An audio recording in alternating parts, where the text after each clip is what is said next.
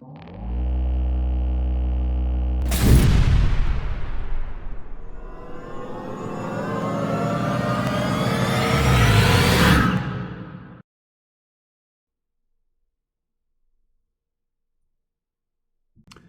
morning, good morning, good morning, and welcome back to another episode of the Mysticism Decoded podcast. I am your host, Aleph Lev.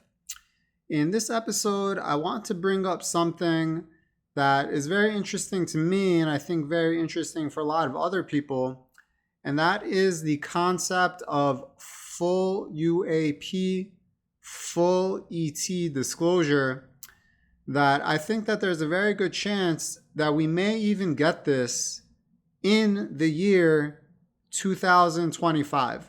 So previously I had made a couple of videos regarding UAP disclosure, talking about how the intelligence community is on a standing 8 count. They're really on their last leg. They are just embarrassing themselves the way that they're trying to spin things between the whistleblowers, between what's been said at the hearings, between what's been promised to be released by other whistleblowers planning to come forward, things of this nature.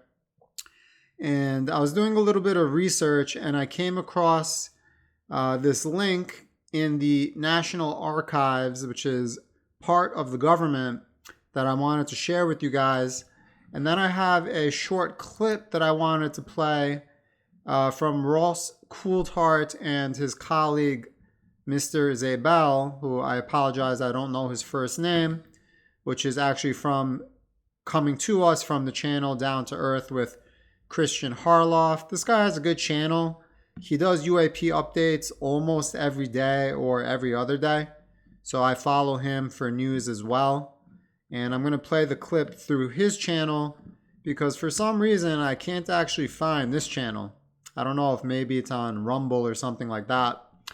But first I just wanted to read to you guys a couple of paragraphs from this webpage here that I think is alluding to why we might get full disclosure in 2025. So let's get right into it. What is the Unidentified Anomalous Phenomena Records Collection? Section 1841 through 1843 of the 2024 National Defense Authorization Act, now codified at 44 USC 2107 note, require NARA to establish the Unidentified Anomalous Phenomena Records Collection, and each federal agency, highlight this, each federal agency to review, identify, and organize each UAP record in its custody for disclosure to the public and transmission to the National Archives. NARA has established Records Group 615, the Unidentified Anomalous Phenomena Records Collection. So with this codified, if the intelligence community was going to continue to try to conceal the data that they have, not only are they lying to the American people now in a public forum, but they would also be lying and as such committing fraud against the government themselves. Because this is now law that they need to submit to, and let's see now what it is exactly that they need to submit. So what records are included under the Act? The Unidentified Anomalous Phenomena UAP records collection will consist of copies of all government provided, or government-funded records relating to unidentified anomalous phenomena, technologies of unknown origin, and non-human intelligence or equivalent subjects by any other name, with the specific and sole exclusion of temporarily non-attributed objects. Agencies must identify all UAP records that exist in any format. Agencies must make digital copies of these records and prepare them for transfer to NARA. NARA will only accept the digital versions of UAP records. So what NARA is saying here is give us everything. Don't try to play games under, you call it this, we call it that. No. Whatever name you call it that has to do with anything we listed here, meaning UAP, technologies of unknown origin, NHI, we want it all and we want it digital. So don't try to give us 30,000 pieces of paper and say, oh, okay, we gave it to you. No. NARA is basically limiting the amount of games that these other agencies can play in regards to the submission. So when will UAP records be transferred to NARA? As of October 2024, NARA has not yet received any records from federal agencies for inclusion in Record Group 615. But here is the kicker. This is the major statement. No later than September 30th, 2025, federal agencies must transfer to NARA digital copies of all UAP records identified by October 20, 2024. So there's almost like a year delay or a year lag time, but still up until October 20, 2024, so meaning everything before that as well, that can be publicly disclosed. Now we know that they're going to try to play games with this idea, but they know that they also have the heat on them now. They're not going to be able to just hide things as easily anymore, saying that it shouldn't be publicly disclosed. They're really going to have to answer as to why it would have to be publicly disclosed if they're going to do that, including those that were publicly available on December 22nd, 23, the date of the enactment of the Act. NARA requests that agencies transfer materials on a rolling basis and as soon as possible, rather than waiting until the deadline. Further guidance on the review and transfer procedures for classified or otherwise restricted UAP records using the standards for withholding specified in Section 1843 of the Act will be forthcoming. So this is saying, don't even wait until the deadline. We're not in the mood for your games. Start sending them sooner and start sending them on a rolling basis. How will UAP records be transferred to NARA?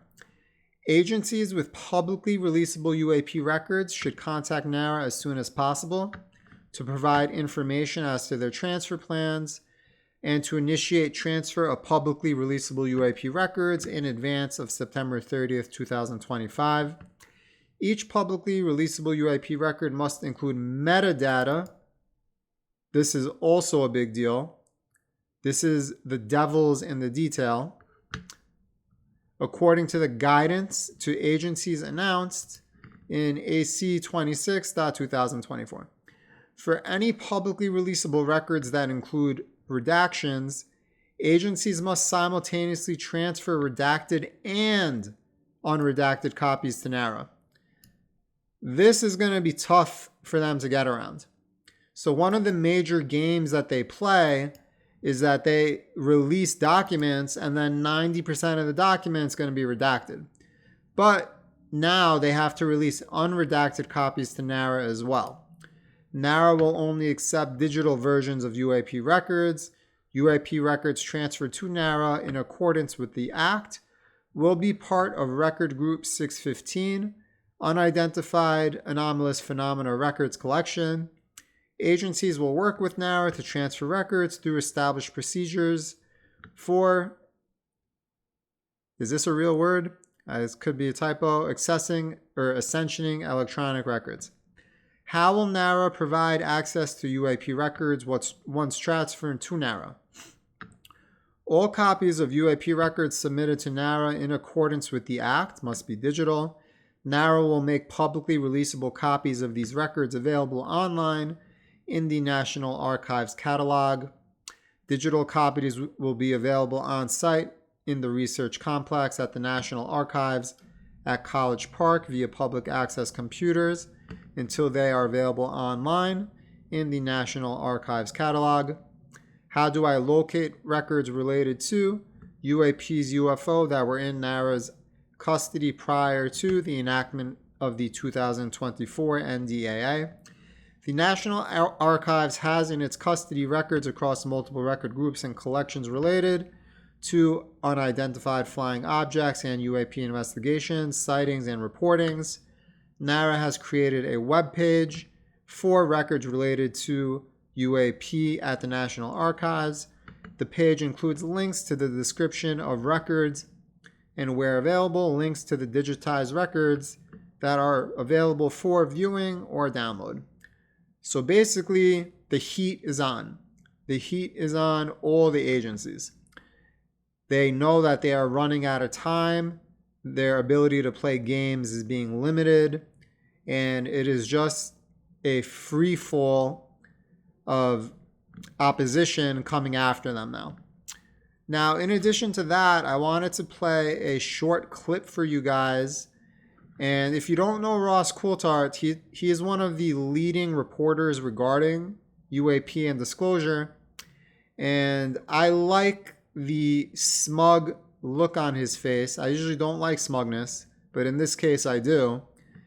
The smile, the look he gives whenever he talks about that something is going to be happening in even early 25, forget about September 30th, but early 2025, that's going to shake things up quite a bit.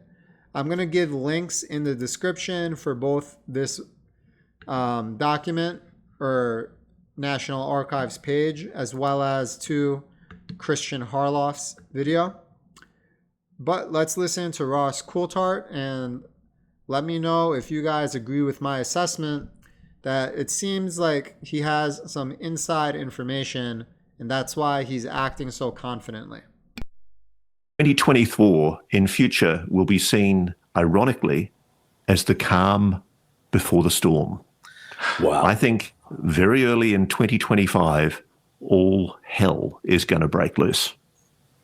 Watch. You heard that here first, folks. I mean, to say all hell's going to break loose in early 2025, you don't get a lot of wiggle room on that one, Ross. You know, nope. By March of 2025, I'm going to be holding you accountable saying, okay, you said, let's hear it. I would just say, in addition to everything Ross just said, these are the things that are moving through the system. You know, there are those kind of things that just move through and can move this ball forward. But I just want to remind everybody, nothing has changed about the usual wild cards, any of which could change everything. A mass sighting, all right? You have a Phoenix Lights today. That's a big deal. A whistleblower that actually shows up with evidence that can be analyzed. That would be a big deal. A midair collision, like we talked about, would change the game. A deathbed confession from an ex-president or somebody else would change the game. Some leaked videos or photos that have good provenance where you can actually see that they haven't been messed with. That would make a big difference. So would something from the James Webb telescope. There's just so many things in play right now, Ross, that I look forward to 25, not for all hell breaking loose, because I hope that if all hell breaks loose, we handle it a little better than that may imply. But I think we are close to change. Change is coming. I agree.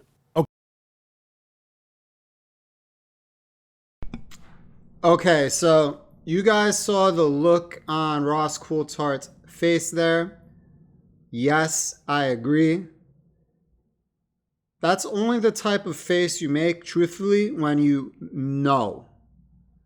Now, being that Ross Coulthart is one of the preeminent leaders reporting on UAP phenomena and disclosure, it would seem to me that he knows for a fact that some news or some whistleblower is going to become evident in early 2025. And the language they used in that video is that all hell is going to break loose. Now, in order for all hell to break loose, that can only mean one thing. That means that we're going to get definitive, 100% confirmed, first-hand knowledge and evidence regarding UAP and the existence of ETs. there's nothing else that could occur that could trigger, quote unquote, all hell breaking loose. Now, put that together with Ross Coulthard being who he is. This is the man that basically introduced David Grush to the world, and we know about David Grush's testimony. And now whenever you take that into account, and we know that they have this September 30th, 2025 deadline anyway, could the government, with the heat on it, knowing that they're running out of time, could they just decide to do some sort of a disclosure? Maybe a limited full disclosure, but a full disclosure in the sense that they do confirm UAP exist and they are of non-human origin and they are of ET origin and that ETs exist without giving us any other details. I'm not sure, but I do believe fully that in order for all hell to break loose, that means that we're going to get 100% confirmation. If it's not from the government, it's going to come from outside the government. And then once the government knows that, they really have no choice. Their hand is going to be forced. Why would you let it come out from outside whenever you know for sure it's going to come from outside? And now you lose even more control. Now you lose even more credibility. So it looks like 2025 is going to be the year, folks. We are living in the age of disclosure. And while everyone is focused solely on disclosure and UAP and UFOs themselves, I'm looking past that and I am bringing to you the implications of UAP and ET regarding ancient times. Now, this has been done for the Bible. You have authors and researchers like Zechariah Sitchin, Eric Van Doniken, Anunnaki Chronicles, Chariots of the Gods. But you don't have this being done for the extra biblical books, the books of Kabbalah and Merkavah, meaning the books of Judeo-Christian mysticism. And I am translating those texts of Kabbalah and Merkavah through the lens of ufology, modern science, modern technology, because that is how they are meant to be translated. And people are just going to be late to that party to understand that once UAP and ET have been confirmed, that now it has major implications for ancient times. And even then, people are going to be focusing on the Bible. But if you've listened to any of my pods previously, you know that I stated that not only are the Elohim, are the Anunnaki, and God, as you know God, or you think about God as the creator of the universe and everything in it, is Ein Sof, which is a separate Kabbalistic term meaning no end or infinite. So the Elohim are the Anunnaki, are the gods of Judeo-Christian religion and also the gods of every other religion. And this eventually is going to become common knowledge. In our lifetime, I'm not sure, but it's definitely going to become much more discussed and well-known post full disclosure. People are going to start paying attention to its implications regarding the Bible first. But like I've told you previously, in the Kabbalah and Merkavah, it is not hidden that the Elohim and Yahweh are walking, talking beings, aka the Anunnaki. It is not hidden in Kabbalah and Merkavah the way it is more hidden in the Bible. But even in the Bible, it is not hidden as much as your rabbi or priest or imam would like you to think it is purposely mistranslated or has been purposely mistranslated, and that purposeful mistranslation became the standard interpretation that most clinical holy people subscribe to. Not all of them. There are still rabbis that are high-level Kabbalists that know the Anunnaki or Elohim, and you don't have to be a rabbi anyway. Anyone is allowed to study. Anyone is allowed to interpret. Anyone is allowed to bring to light the books of the Bible and outside the Bible through this lens like I'm doing. So don't let other people say to you, well, you're not a theologist, you're not a physicist, you're not this, you're not that. That's just an arrogant, elitist, academic type person's way, who doesn't have a strong argument, who doesn't want to listen to your argument. That's how they try to fraudulently shut you down, but they are the ones committing fraud. So this is what I'm going to be bringing to you in my videos. In my last video, I said the next one would actually be getting to the Sefer Yetzirah and covering the second half of my book, Connect to Source, which connects the first book of Kabbalah, the book of creation, to the declassified CIA document, the Gateway Process. But I thought that this would maybe be a good video to do in the middle, as it seems relevant with the recent video that came out from Coulthard. But coming up in the next video, we will start that next series regarding the Sefer Yetzirah. And I invite you guys to subscribe, like, comment, and share. The same things that all other YouTubers ask for. Because I promise you, if you do, you're going to be getting information in a way that no one else will bring to you, and information that no one else will bring to you to begin with anyway. So until then, thanks for joining. See you next time. Aleph Lev, out.